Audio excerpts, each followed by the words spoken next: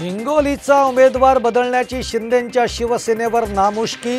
हेमंत पाटलांच्या जागी बाबूराव कोहळीकरांना उमेदवारी, तर यवतमाळ वाशिममधून राजश्री पाटील यांना लोकसभेचं तिकीट।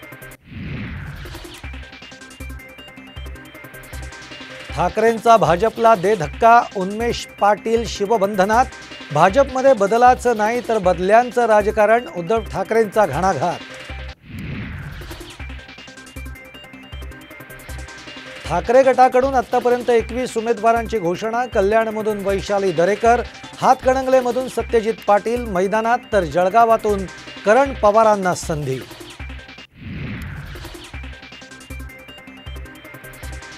बीड लोकसभा लढवणार ज्योती मेटे ठाम, शरद पवारांकडून उमेदवारी देण्याची मागणी।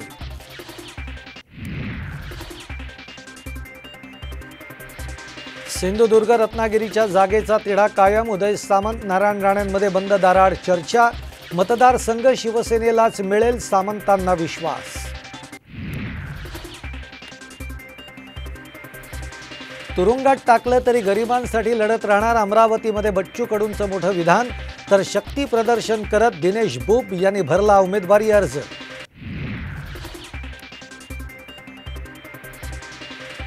छगन भुजबळ मुख्यमंत्री झाले तर आनंदच होईल, महादेव जानकरांचं मोठं विधान।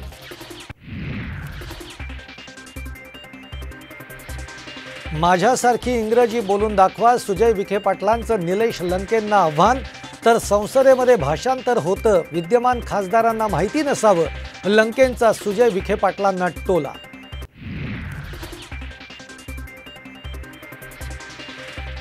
रश्मी बर्वेंच्या जात वैधता प्रमाणपत्रावरील सुनावणी पूर्ण, नागपूर हायकोर्ट उद्या 11 वाजता देणार निकाल।